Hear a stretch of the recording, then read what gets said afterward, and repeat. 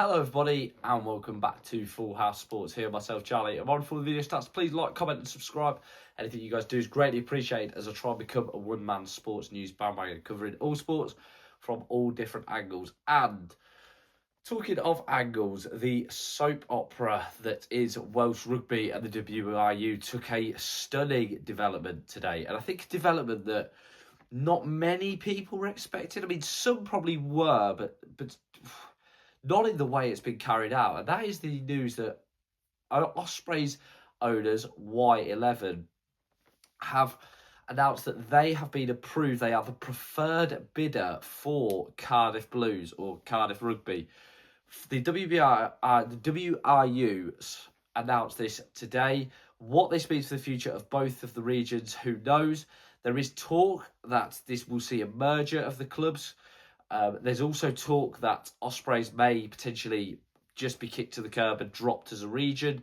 There's so much to digest and dissect here. And I think it's really stunned a lot of people. Now, World Rugby does not allow people to own more than one club. That is a regulation that is in place. That is a law. It's not like football where multi-club ownership is a thing. So you would have to think that this points to one or two things happening. One being a merger or two being Ospreys dropped altogether. I mean, the talk is, and I think the feeling and sentiment amongst Welsh fans is that it's going to be a merger in name only, but we're actually just going to see Cardiff Ospreys players maybe go to Cardiff because this team is going to be based in Cardiff and going to play in Cardiff and probably wear the same colours as Cardiff. I think this has got a few things written all over it. I did listen to a little bit of the Welsh Select Committee talking about this. I didn't have a lot of time, but I did listen to some clips of it. So I'm going to briefly try and summarise what my impressions of that were. I think my first impressions are that, without being too conspiracy theorist, I don't think it's genius to work out. I think that the Y11 ownership group and the WRU, I keep adding a B there, I don't know why.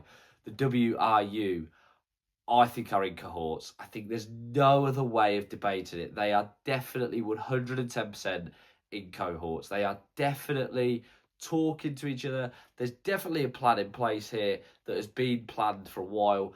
I don't care what anyone says. I don't think this was ever out of the question. I think as soon as the regions have been announced, now I'm not saying I predicted that this would happen, but what I'm saying is I think that as soon as they've announced that they're cutting regions, this plan has been in place. And while myself probably and others have gone, it'll probably be the Dragons, I think now it's clear as day to see that the curtains have been pulled open. We're looking behind the curtain. I think there's been something in place here for a while. What it means for Ospreys is devastating, I guess. Now, listen, there'll be people who say, well, their attendances aren't great and other things as well. But this is a club with a lot of history in Europe, a lot of history with the players they've had play for them. And to have that taken away is quite simply staggering. I don't know what happens afterwards. I don't know what happens next, how the WRU go about this, how they pitch this.